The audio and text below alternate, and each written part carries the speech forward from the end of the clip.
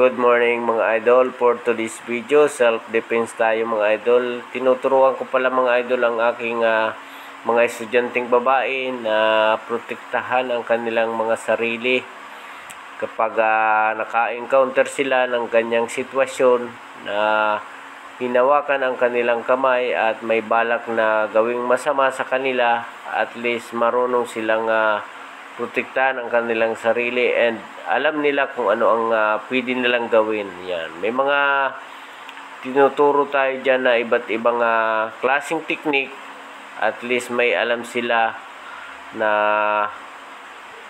technique idol para protektahan na rin ang kanilang mga sarili. So mas maganda ng may alam ang mga anak nating babae kasi mas maganda yung kaya nilahan ang kanilang sarili kasi hindi naman natin sila nababantayan sa lahat ng oras. So at least may alam sila yung ano nila ay madali nilang magagawa kapag ito ay lagi nilang inaaral at ginagawa.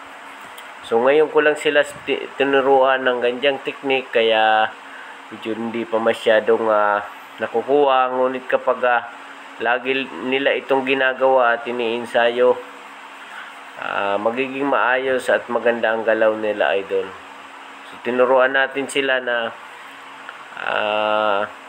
umalis sa ganyang sitwasyon at protektahan ang kanilang sarili.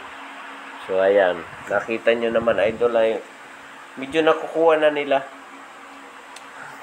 ngunit hindi pa masyado kasi isang beses pa lang natin yung tinuro ngayon.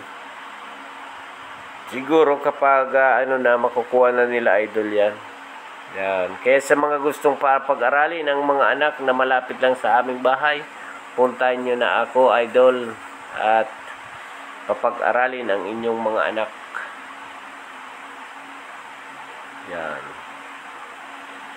So, tinuturuan natin sila ng mga training na magpapalakas sa kanilang pangangatawan at para nang sa ganun ay mayroon silang lakas upang malabanan ng mga hamon sa kanilang buhay. Yan. Tinuturuan natin silang mag-strike ng malakas.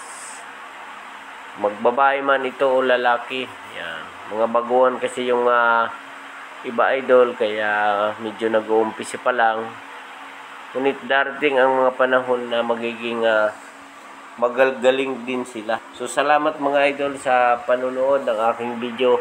Pa-support naman idol and pa-like and share na rin mga idol and comment siyempre idol kung nagustuhan ninyo ang aking video. Salamat!